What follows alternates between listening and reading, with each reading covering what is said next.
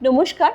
প্রতিদিনের মতো আমরা চলে এসেছি আবারও একটি নতুন অনুষ্ঠান নিয়ে আপনাদের সঙ্গে। আজকে গানে গানে আমরা কাটাবো, সঙ্গে থাকবে কবিতাও। তো আজকে আমাদের মধ্যে উপস্থিত আছে মৌমিতা সিংহ। তো ওর সাথে পরিচয় করে নেব। তার আগে আপনারা চোখ রাখুন আমাদের পজিটিভ বার্তার ইউটিউব চ্যানেল এবং পজিটিভ বার্তার ফেসবুক চ্যানেল ও আমাদের ত্রিপুরা নলেজ সিটির পেজে। তো আজকে আমরা অনুষ্ঠান শুরু করব, তার আগে পরিচয় করব মৌমিতার সঙ্গে। নমস্কার। নমস্কার তো আমাদের পজিটিভ বার্তায় এসে তোমার কেমন লাগছে? ভীষণ ভালো লাগছে ম্যাম। ধন্যবাদ। তো এই আপনার পরিচয়টা যদি একটু আমাদের পজিটিভ বার্তার এই প্ল্যাটফর্মে একটু তুলে ধরতেন। নমস্কার, আমি মৌমিতা সিংহ। আমি বর্তমানে একজন স্টুডেন্টই বলতে গেলে, সাথে গান বাজনার সঙ্গে যুক্ত, তাছাড়া একটু আধটু লেখালেখিও করি। বাহ, খুব ভালো লাগলো। তো আজকে তো আপনি আমাদের মাঝখানে গান এবং কবিতা করবেন। তো প্রথমেই জেনে নেব যে এই সঙ্গীত জগতে কিভাবে আসা হলো? আমি সঙ্গীত জগতে এসেছি প্রথমেই আমার বাবা শ্রীযুক্ত সজলকান্তি সিনহার হাত ধরে। উনি আমাকে প্রথমে সঙ্গীত শিখিয়েছেন, তারপর ধীরে ধীরে আমি সেই জগৎটাকে বুঝতে শিখি, সেই জগতে প্রবেশ করি। তারপর আমি আমার গুরুজি শ্রীযুক্ত কৃষ্ণ মজুমদারের কাছে সঙ্গীত শিক্ষা চর্চা করি। ধন্যবাদ। তো এরপরে আমরা পরিচয় করে নেব আমাদের যিনি তবলায় আছেন, শঙ্কর কিশোর সিংহ স্যার। নমস্কার।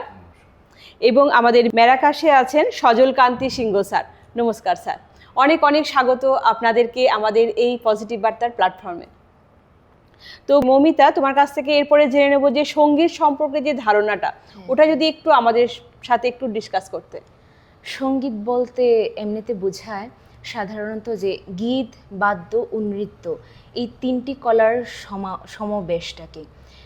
কিন্তু এই সঙ্গীত হলো এমন একটি শিল্প যার মাধ্যমে মানুষকে এত অনবদ্য একটা আনন্দ প্রদান করে, আর সেই সঙ্গীতটা আমাদের মধ্যে এক নতুন অনুভূতি, নতুন কিছু শেখার জন্য সেটা একদম বার্তাবাহক হয়।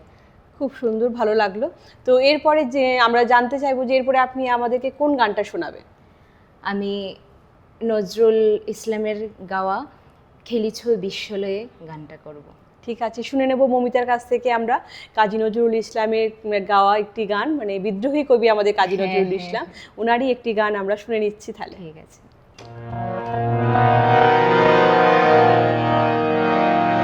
খেলিছ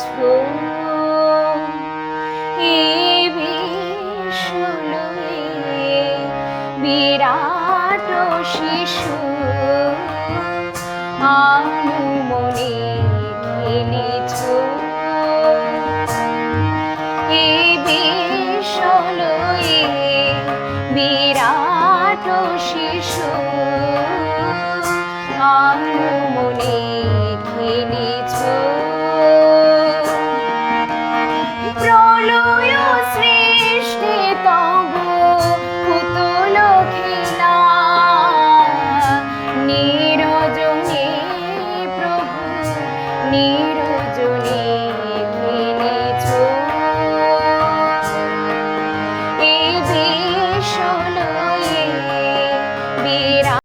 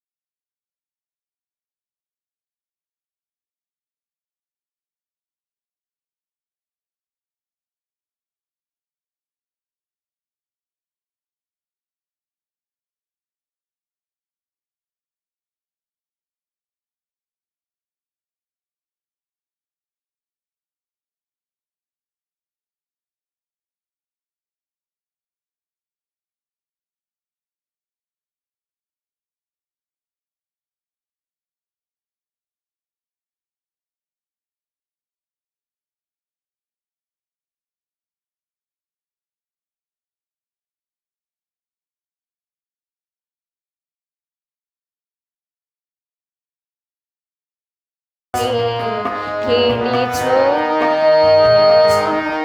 এই ভীষণ বিরাট শিশু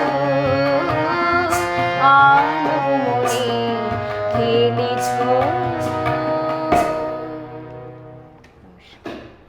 খুব সুন্দর আমরা একটি নজরুল সঙ্গীত আমরা শুনে নিলাম মৌমিতার কাছ থেকে। তো এরপরে মৌমিতার কাছে জানতে চাইবো যে গান এবং সঙ্গীত এটার মধ্যে পার্থক্যটা কি?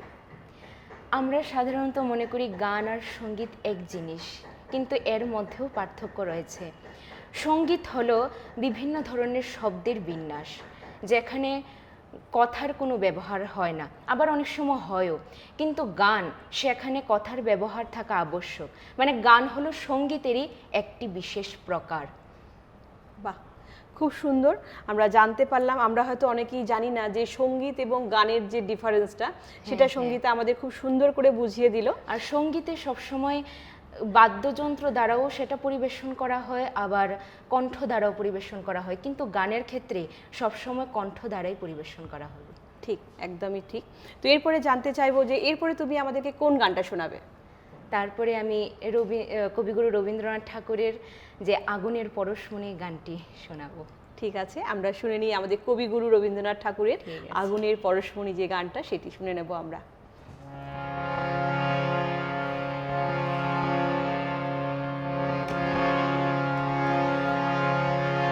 আগুনের পরশমণি ছোঁয়াও প্রাণে, এই জীবন পূর্ণ করো, এই জীবন পূর্ণ করো, এই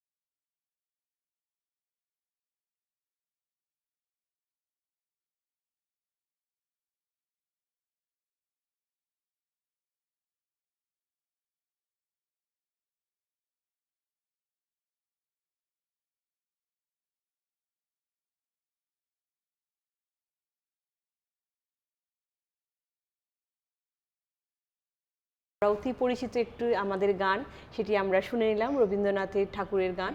তো এরপরে আমরা জানতে চাইবো যে রবীন্দ্রসঙ্গীত বলতে আমরা কি বুঝি?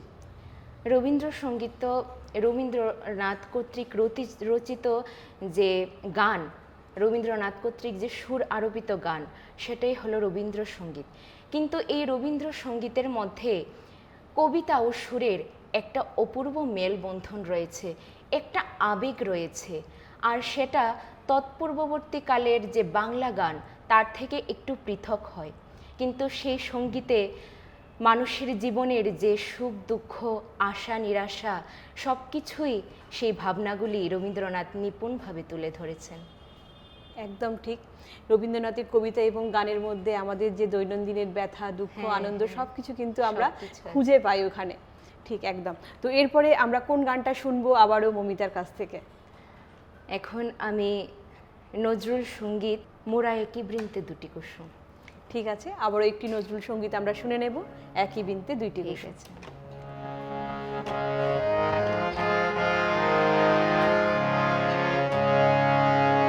মোরা একই বৃন্তে দুটি কুসুম, হিন্দু মুসলমান। মোরা একই বৃন্তে দুটি কুসুম, হিন্দু মুসলমান। মুসলিম তার নয়ন মনি, হিন্দু তাহার প্রাণ।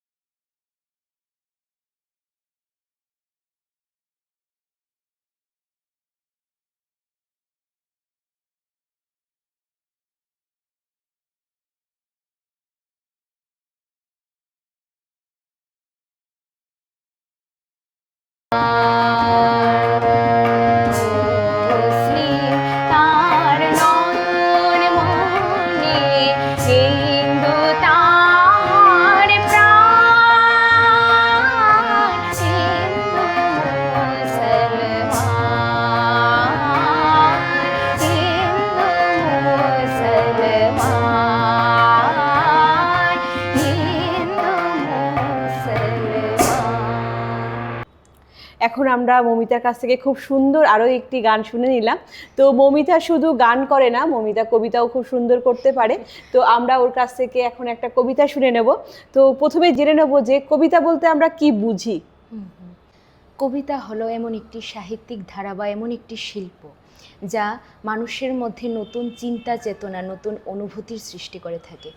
আমাদের প্রতিটি মানুষের মধ্যেই কিন্তু ভাবনা রয়েছে, সেই ভাবনা ফুটে ওঠে একমাত্র কবিতার মাধ্যমে। যখন শব্দ ভাষার মাধ্যমে আমাদের যে উন্মুক্ত চিন্তাধারাটা সেই সুষমমণ্ডিত রূপ পায়, তখনই তাকে কবিতা বলা হয়। আর কবিতা সবসময় সত্য থাকে। ইমিলি ডিকিনসন বলেছিলেন, যখন আমি একটি বই পড়ি এবং সেই বই পড়ার মাধ্যমে আমার দেহটা এত শীতল হয় যে কোনো আগুনের উষ্ণতা আমার শরীরে লাগে না, তখন জানি এটিই কবিতা। আর কবিতা সবসময়, মানুষ তো সর্বদা সত্যের মধ্যে প্রশান্তি খুঁজে থাকে, আর সেই সত্যটা একমাত্র কবিতার মাধ্যমেই সুন্দরভাবে ফুটে ওঠে। বাহ, খুব ভালো লাগলো, খুব সুন্দর করে বুঝিয়ে দিল মৌমিতা যে কবিতা বলতে আমরা কি বুঝি, সেটার যে ভাবনাটা সেটাও তুলে ধরলো খুব সুন্দর করে। তো এখন আমরা মৌমিতার কাছ থেকে শুনে নেব মৌমিতারই একটি স্বরচিত কবিতা এবং ওটার ব্যাখ্যা, তাই তো? আচ্ছা, ঠিক আছে, আমরা শুনে নেব তাহলে একটি স্বরচিত কবিতা। আমার স্বরচিত কবিতার নাম শেষ দিগন্তের প্রতীক্ষায়। আমি একা জানালায়, রামধনুর সমস্ত রং মিশে একাকার। বসন্তকে আর বরণ করা হবে না, এখন শুধু শেষ শীতের অপেক্ষায়। যে ফুল ফুটেনি আজও, সে থাক ঝরে পড়া মুকুলের আশায়। ভোরের সূর্য কত সোহাগ ভরা চুম্বনে ঘুম ভাঙায়, তবুও রোমাঞ্চিত হৃদয় রাতের আধারে ছলনাময় স্নিগ্ধ জ্যোৎস্নার ফাঁদে পড়ে চাঁদের সাথে প্রেম চালিয়ে যায়। বাড়ি বাহে যে এনেছে বাড়িধারা, শীতল করেছে তপ্ত লালায়িত অন্তর। তৃষ্ণা মেটাতে তবু ব্যস্ত রয়েছে শিশির সিক্ত হতে নিথর দেহ। পূবের আকাশ ডাকবে না আর, বাঁধবে না আর প্রেমের বাঁধন। পশ্চিম আকাশ শেষ দিগন্তে দাঁড়িয়ে আছে, দুহাত বাড়িয়ে আমার প্রতীক্ষায়। আলিঙ্গনে জড়াবে আমায়, বুকের মাঝেতে ভরবে প্রেমে শূন্য জীবন। বাহ, খুব সুন্দর। তো এটার এখন ব্যাখ্যাটা আমরা শুনে নেব। আচ্ছা, আমি একা জানালায় বলতে আমি বোঝানো হয়েছে মানুষের জীবনের এমন একটা পর্যায় যে সময় আমরা সকলেই একা হয়ে যায়, সবাই আমাদেরকে ছেড়ে চলে যায়। আর জানালা বলতেই বোঝায় যে তার বাইরের একটা দিক রয়েছে আর ভেতরের একটা দিক রয়েছে। তো আমি পৃথিবীর মধ্যে থেকে পৃথিবীর বাইরে যে জগৎটা, সেটা দেখার চেষ্টা করছি। আর তখন আমি জীবনের শেষ পর্যায়ে এসে দাঁড়িয়েছি, যখন আমার পাশে আর কেউ রইল না। রামধনুর সমস্ত রং মিশে একাকার, বসন্তকে আর বরণ করা হবে না। রামধনুর সমস্ত রং, যখন সমস্ত রং মেশানো হয় তখন কালো রং তৈরি হয়, আর এই কালো রংটা হলো অন্ধকারের প্রতীক। তখন শুধু জীবনে অন্ধকার থাকে বেশিরভাগটা সময়ই। বসন্তকে আর বরণ করা হবে না, এখানে বসন্ত বলতে জীবনের শৈশবকালটা বোঝানো হয়েছে। আমাদের জীবনের বসন্ত মানেই শৈশবকাল। সেই শৈশবকালটা আমরা চাইলেও আর ফিরে পেতে পারবো না, সেই শৈশবকালটাকে আমরা বরণ করতে আর পারবো না। এখন শুধু শেষ শীতের অপেক্ষায়, এখন শুধু জীবনের অন্তিম যে জীবনের শেষ সময়টা, সেটার অপেক্ষায় আমরা রয়েছি। যে ফুল ফোটেনি আজও, সে থাক ঝরে পড়া মুকুলের আশায়। অনেক সময় দেখা যায় কি, গাছের মধ্যে এমন কিছু মুকুল আসে যে ফুল ফোটার আগে কোনো না কোনো কারণে ঝরে পড়ে যায়। তেমনি মানুষের জীবনেও কিছু ইচ্ছা, কিছু আকাঙ্ক্ষা থাকে, সেগুলি সবসময় পূর্ণ হয় না, সেগুলি পূরণ হওয়ার আগেই ঢেকে যায়, চাপা পড়ে যায়। ভোরের সূর্য কত সোহাগ ভরা চুমনে ঘুম ভাঙায়, তবু রোমাঞ্চিত হৃদয় রাতের আধারে ছলনাময় স্নিগ্ধ জ্যোৎস্নার ফাঁদে পড়ে যায়, চাঁদের সাথে প্রেম চালিয়ে যায়। ভোরের সূর্য, এখানে যখন ভোর হয় আর সূর্যটা পূর্ব দিকে নিশ্চয়ই ওঠে, এই ভোরের সময়টা হলো আমাদের মানব জীবনের যে শৈশবকালটা, মানে আমাদের মানব জীবন যে শুরু হয়েছে সেই সময়টা। সেই সময়ে তখন কত আনন্দ থাকে, কত উচ্ছ্বাস থাকে, আকাঙ্ক্ষা থাকে, সেটা আমরা যখন অনুভব করি, কিন্তু একসময় দেখা যায় আমরা যে যন্ত্রণাময় দুঃখ ভরা যে জীবনের স্টেজটা, এই স্টেজটাতে বারবার আসতে হয়, আমাদের সবারই আসতে হয় সেই স্টেজটা। তখন তো আমরা সেই ভোরের দিকে আর যেতে পারি না, তখন অন্তিম দিকেই যাই। বাড়ি বাহে যে এনেছে বাড়ি ধারা, শীতল করেছে তপ্ত লালায়িত অন্তর, তৃষ্ণা মেটাতে ব্যস্ত রয়েছে শিশুর সিক্ত হতে নিথর দেহ। আমাদের বাড়ি ধারার মতো সেই শৈশব যে জীবনটাতে বাড়ি ধারার মতো সুখ, আনন্দ, উল্লাস সব কিছু এনেছে, তবুও আমরা সেই যন্ত্রণাময় জীবনের পর্যায়টাই বারবার অনুভব করতে চাই। তখন বুঝতে পারি না শৈশবের যে আনন্দ, তখন শুধুমাত্র আমরা বড় হতে চাই। পূবের আকাশ ডাকবে না আর বাঁধবে না আর প্রেমের বাঁধন, পশ্চিম আকাশ শেষ দিগন্তে দাঁড়িয়ে আমার প্রতীক্ষায় আলিঙ্গনে জড়াবে আমায় বুকের মাঝেতে, ভরবে প্রেমে শূন্য জীবন। এখানে পূবের আকাশ বলতে সেই জীবনটার যে পূব দিক, সূর্য তো পূব দিকে উঠে ভোরবেলায়, শুরু তেমনি হয় আমাদের জীবনের দিনের। সূর্য, হ্যাঁ, জীবনের সূর্যটা তো সেই শৈশব থেকেই শুরু হয়। তখন সেই শুরুর দিকে তো আমরা আর পিছিয়ে যেতে পারবো না, আমাদের সবসময় এগিয়ে যেতে হয়। তখন জীবনের শেষটার দিকে আমরা এগিয়ে যেতে পারবো হয়তো, কিন্তু আর পেছনে যেতে পারবো না। সেই কারণে পশ্চিম আকাশে আমাদের জন্য দাঁড়িয়ে আছে, ভরবে প্রেমের শূন্য জীবন। আমাদের জীবনের যা কিছুই অপূর্ণ আছে, সেই অপূর্ণটা আমরা কাটাতে পারবো যখন আমরা এই পৃথিবী থেকে চলে যাব, যখন আমাদের আত্মা পরমাত্মার সঙ্গে মিলিত হবে, তখন সেই পরমাত্মার প্রেমের মাধ্যমে আমাদের সেই অসম্পূর্ণ জীবনটা পরিপূর্ণ হবে। বাহ, খুব সুন্দর ব্যাখ্যাটা, তো আরও সুন্দর, ভালো লাগলো। তো সত্যি এইভাবেই আমাদের জীবন শুরু হয়, আবার শেষের দিকে চলে আসি, আবার আমরা নতুন জীবনে আমরা আবার শুরু করি আবার নতুন জীবন দিয়ে। তো এরপরে মমিতা, তোমার কাছ থেকে জানতে চাইবো যে কবিতা সাধারণ মানুষের জীবনে কিভাবে প্রভাব ফেলে? আমার মতে কবিতা শুধুমাত্র একটি শিল্পই নয়, কবিতা এমন একটি শিল্প যা মানুষকে তার জীবনকে নতুনভাবে উপলব্ধি করতে বোঝায়। সে কবিতা হলো আমাদের মানব দেহের হৃৎপিণ্ডের মতো। একটি সচল হৃৎপিণ্ডই কিন্তু পারে যে শরীরকে বাঁচিয়ে রাখতে, ঠিক কবিতা আমাদের পারে যে আমাদের যে কল্পনা শক্তি সেটাকে বিকশিত করতে, সেটাকে সচল রাখতে। আর সেই কল্পনা শক্তি যা সচল হলেই আমরা আমাদের মনকে বাঁচাতে পারি, আর আমাদের জীবনের যে অসম্পূর্ণ রয়েছে সেটা পরিপূর্ণ করতে পারি। ঠিক, খুব সুন্দর, খুব ভালো লাগছে। তো এরপরে মমিতা, তুমি আমাদেরকে কোন কবিতাটা শোনাবে আবারও? আমি এখন মানুষ, একটা কবিতা, আমার স্বরচিত কবিতা, সেটা শোনাবো। ঠিক, আবারও একটি স্বরচিত কবিতা মমিতার কণ্ঠে আমরা শুনে নেব। হায় রে মানুষ, তুই কিসে পরিচয় দিলি নিজেরে? উচ্চাকাঙ্ক্ষার তৃষ্ণা মেটাতে ব্যস্ত, এদিকে রক্তের বন্যা বয়ে চলেছে বিশ্ব সংসারে। খুনাখুনি, হানাহানি, প্রতিশোধের মেলা, কত জীব হচ্ছে লালসার শিকার। ধর্ষণ আর নির্যাতনের খেলায় ব্যস্ত, চারিদিকে শুধু দুর্নীতি আর হাহাকার। অপরাধীর কণ্ঠে গৌরবের তীব্র হুঙ্কার, আর নির্দোষের স্থান বুঝি হয় কারাগারে। সর্বশ্রেষ্ঠ জীব হয়েও কেন রে মানুষ দানবের পরিচয়ে আত্মপ্রকাশ বারে বারে? জুয়া খেলায় বিকৃত ঘরের লক্ষ্মী, নাচ ঘরের তামাশায় ভুলতে বসেছিস পবিত্র আশ্রম। অনাথ হলো আজ নিজ সন্তান, আর ঘরের দেবতাদের স্থান বুঝি বৃদ্ধাশ্রম।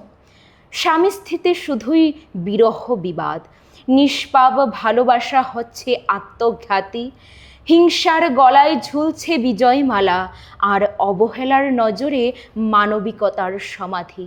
বিশ্বজুড়ে জাতিদাঙ্গা আর যুদ্ধের আবহাওয়া, মিথ্যার অস্ত্রাঘাতে সত্যের পরাজয়।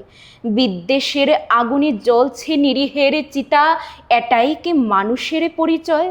হায় রে মানুষ, কোন লালসায় খোয়ালি তুই জীবনের এত মূল্যবান সময়? আত্মগরিমায় অন্ধ হয়ে হারিয়েছিস আজ তুই নিজের পরিচয়। সত্যি খুব ভালো লাগছে। সত্যি মৌমিতার যে স্বরচিত কবিতাগুলি একদম এই বয়সে, ও কিন্তু এখনো স্টুডেন্ট, পড়াশোনা করছে সঙ্গে, তো এই বয়সে এত সুন্দর নিজে যে কবিতা লেখে, সত্যি মানে অভাবনীয়, অভাবনীয়, মানে যেটা বলবো যে সত্যি ভাবা যাচ্ছে না, এত সুন্দর কবিতা তুমি লিখেছো এবং সেগুলো পাঠ করছো, খুব ভালো লাগছে। তো এরপরে জানতে চাইবো যে তুমি যে কবিতা পাঠ করো, গান করো, পড়াশোনাও করো, ফাঁকে কিভাবে সময়টা মেনটেন করো তুমি? এমনিতেই হয়ে যায়, যখন কোনো কিছুতে ইচ্ছে থাকে না সেটার জন্য সময় বের করা যায়, যদি ইচ্ছে না থাকে তাহলে সময় বের করা যাবে না। যদি আমার সেটাতে ইচ্ছে থাকে অবশ্যই আমি সময় দিতে পারবো। এইভাবেই আমার চলে, যখন আমার যেটা ইচ্ছে হয় সেটা আমি করি। আর শুধুমাত্র করলেই হবে না, সেটাতে উদ্দেশ্য থাকতে হবে যে এটা আমার পরিপূর্ণ করতে হবে। সেক্ষেত্রে আমার মা, বাবা, জেঠু ওনারা সবাই সহযোগিতা করেন, আমাকে অনুপ্রেরণা দেন, উৎসাহ দেন। ঠিক, আমি এটাই জানতে চাইছিলাম যে এত অনুপ্রেরণা কোত্থেকে পাও। ঠিক, একদম বাবা, মা, জেঠু সঙ্গে। সব থেকে বড় কথা বলবো, আজকে আমাদের মধ্যে উপস্থিত আছে মৌমিতার বাবা, আমাদের মধ্যে রয়েছেন যিনি হচ্ছে সজলকান্তি সিংহ, উনি হচ্ছেন মৌমিতার বাবা, এবং জেঠু হচ্ছে শঙ্কর কিশোর সিংহ, উনি তবলাতে রয়েছেন। একদম সত্যি মানে একদম ফ্যামিলি সহ চলে এসেছেন, এবং এটার থেকে আর কি বোঝা যায় যে অনুপ্রেরণা তো একদম মানে বাড়ির মধ্যেই সব কিছু। একদম সত্যি খুব ভালো লাগছে পরিবেশটা আমার। তো এরপরে আমি মৌমিতার কাছ থেকে আবারও একটি কবিতা শুনে নেব। কোন কবিতাটা শোনাবে? আমি আমার স্বরচিত নারী কবিতাটি একটু পাঠ করব। নারী জাতি। অনেক সাধনার পর পৃথিবী পেল নারী জাতিকে, প্রকৃতি তার নিঃশ্বাস ফিরে পেল, ধন্যবাদ জানালো ঈশ্বরকে। নারী জাতি যে মায়ের জাতি, পাষাণ নয়কো তাদের মন, স্নেহ ভালোবাসায় ভরিয়ে রাখে সকলকে সর্বক্ষণ। নারী জাতি সেই জাতি যাদের কাছে ক্ষমার অভাব নেই, শত অবহেলার পরেও বুকে টানার অভ্যাস যার, নারী জাতি হলো সেই। তবু পাষাণে কেন হয় এই মানব জাতি? লাঞ্ছনা বঞ্চনা কেন নারীর উপর? এত অবহেলা কেন নারীর প্রতি? নারীরূপী দুর্গা দেবী যদি সকলের কাছে পূজিত রয়, নারীরূপী সেই দেবীরাই কেন পথে ঘাটে ধর্ষিত হয়? নারী পুরুষ সমান বলে দিও না মিথ্যে স্লোগান বারবার। আদৌ কি পেয়েছে নারীরা পুরুষের সাথে সমান অধিকার? আমি নিজে একজন নারী হয়ে বলছি, দোহাই তোমাদের মানব জাতি, মাকে ভালোবাসার ক্ষমতা যদি রাখো, নির্দয় হইও না আর নারীর প্রতি। হাড়ি হাতে যে নারী লক্ষ্মী শ্রীমতী, কলম হাতে সেই নারী কিন্তু আবার সরস্বতী। তাই আর নয় জঘন্য লিঙ্গ বৈষম্য, এবার যেন একটু স্বাধীনতা পায় নারী জাতি। একদম সত্য কথা। সত্যি কবিতার মধ্যে দিয়ে মৌমিতা ফুটিয়ে তুলেছে যে নারী জাতি সত্যি সম্মানের খুবই দরকার। আজকে আমাদের সমাজে নারীরা বিভিন্ন রকমভাবে ঘরে বাইরে অত্যাচারিত হচ্ছে, অবহেলিত অবদলিত হচ্ছে, এবং সেই জায়গাটা নারীরা সত্যি ফিরে পেতে চায়, এবং সেই যোগ্য সম্মান ওনাদেরকে দেয়া হোক নারীদেরকে। এটা আমাদের এই পজিটিভ বার্তার তরফ থেকেও আমরা বলছি যে সত্যি নারীদের সম্মান পাওয়াটা খুবই দরকার, এবং এই যে নারীদের এত অবহেলিত এটা যেন আর না হয়, আমরা যেন একটা সুস্থ স্বাভাবিক পরিবেশ যেন গড়ে তুলতে পারি, এবং নারীদেরকে মর্যাদা দিয়ে ঘরে এবং বাইরে। একদম একদম তাই। ঠিক। তো এরপরে মৌমিতা, তোমার কাছ থেকে আবারও আমরা কি শুনতে চাইবো, মানে পাবো? আমি একটি সঙ্গীতের মাধ্যমে এটা ঠিক আছে, সমাপ্ত করি। তো আজকে আমরা অনুষ্ঠানের একেবারে শেষ পর্যায়ে চলে এসেছি। তো মৌমিতার কাছ থেকে আমরা আবার একটু গান দিয়ে আমাদের অনুষ্ঠান শেষ করব। একটা আধুনিক সঙ্গীত শোনাই। ঠিক আছে, আমরা আধুনিক সঙ্গীত একটি শুনে নেব।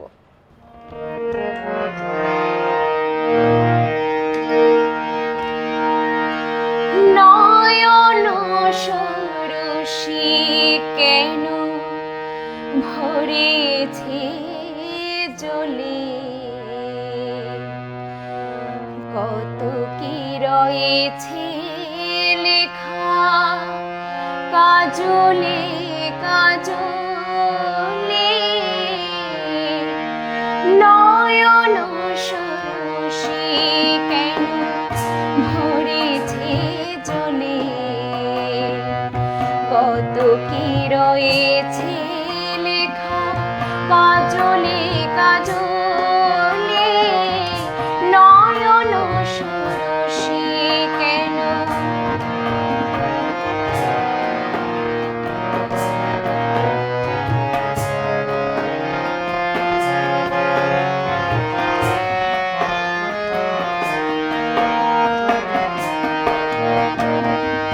বেদনার কোলে তুমি দাও ভালোবেসে বধূ, ফুল ফোটানোর ছলে আমি ভরে দেব মধু।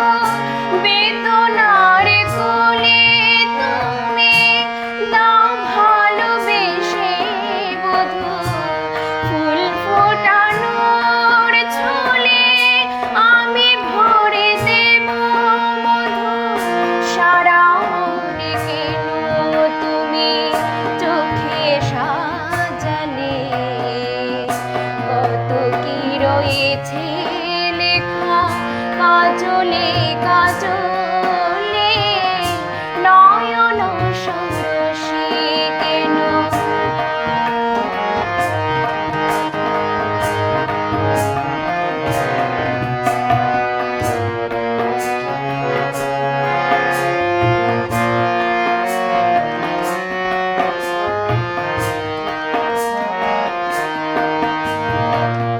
জনম সফল হবে বধূ আর ঘরে, আজ শরমের আড়ালেতে দেখা যাবে ফুল সাজ। জনম সফল হবে বধূ আর ঘরে, আজ শরমের আড়ালেতে দেখা যাবে ফুল সাজ। নিশিরাতে বিরহের বাঁশি ওরে কে বাজায়, ভালোবেসে কেন বধূ আজ শুধু কেঁদে যায়। নিশিরাতে বিরহের বাঁশি ওরে কে বাজায়, ভালোবেসে কেন বধূ আজ শুধু কেঁদে যায়। সেধে সেধে কেন তুমি মরণ নিলে, কত কি রয়েছে লেখা কাজলে কাজলে নয়ন সরসী কেন ভরেছে জলে। কত কি রয়েছে লেখা কাজলে কাজলে নয়ন সরসী কেন। খুব সুন্দর, খুব ভালো লাগলো। একটি আধুনিক গান আমরা শুনে এলাম একটু অন্যরকম ভাবে, খুব ভালো লাগলো। তো আমরা অনুষ্ঠানের একেবারে শেষ পর্যায়ে চলে এসেছি। তো আমরা ধন্যবাদ জানাবো মমিতাকে, যে মমিতার মূল্যবান সময় আমাদেরকে দেওয়ার জন্য, এবং ধন্যবাদ জানাবো মমিতার বাবা এবং জ্যাঠামশাইকে। ধন্যবাদ আপনাদেরকেও। তো আমরা অনুষ্ঠান শেষ পর্যায়ে চলে এসেছি, কিন্তু আগামী অনুষ্ঠান দেখতে চোখ রাখুন আমাদের পজিটিভ বার্তার Facebook live, Tripura knowledge city ও আমাদের পজিটিভ বার্তার ইউটিউব চ্যানেলে। এবং আমাদের অনুষ্ঠান কেমন লাগছে আপনাদের অবশ্যই কমেন্ট করে জানাবেন। আজকের মতো আমাদের অনুষ্ঠান এই পর্যন্ত। নমস্কার।